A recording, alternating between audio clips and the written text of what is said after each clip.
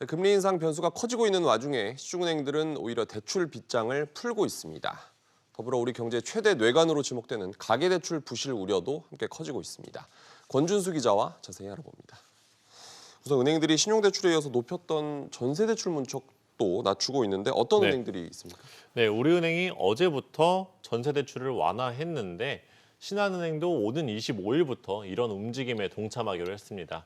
전세 계약을 갱신해도 보증금의 80%까지 대출을 해주고 잔금일 이후에도 신청할 수 있도록 했습니다. 네. 기존에는 보증금이 늘어난 만큼만 전세 대출을 내줬습니다. 신청도 잔금일까지만 받았습니다. 말씀하신 움직임이 더 확산될 조짐도 있습니까? 네, 맞습니다. 대표적으로 인터넷 은행인 카카오뱅크도 지난해 10월 가계대출 총량관리제 시행을 한 이후 무주택자에게만 내주던 전월세 보증금 대출을 오늘부터 1주택자에게도 내주기로 했습니다.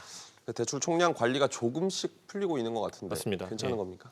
네, 먼저 은행권 가계대출 규모를 살펴보면 지난달 말까지 잔액이 1,060조 원이 넘었는데요. 네. 최근 석 달 연속으로 감소하고 있지만 이 같은 대출 풀기로 부실 문제가 불거질 수밖에 없습니다. 지난해 말 국내 은행 부실 채권 비율은 0.5% 수준으로 역대 최저지만 착시 효과란 지적이 나오고 있는데요. 자영업자 대출 만기와 상환유예 조치가 계속 연장되면서 잠재 부실이 쌓이고 있다는 겁니다.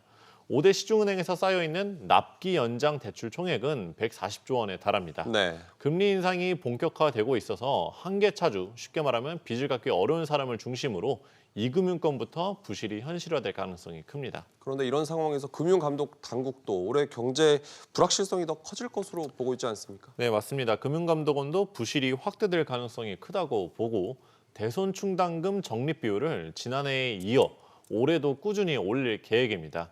새 정부 인수위는 자영업자 부실 채권을 매입해 관리하는 방법을 검토 중이기도 한데요.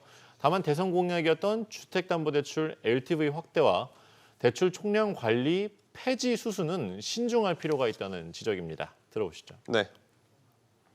가계대출 총량을 다시 한번 늘리는 쪽으로의 그런 규제 전환은 좀 어렵지 않나 싶습니다. 그러니까 대출을 억제하는 방향으로의 정책 방향은 유지하되 취약계층 중심으로는 대출 규제를 완화하는 그런 정책이 추진된 것으로 전망을 합니다.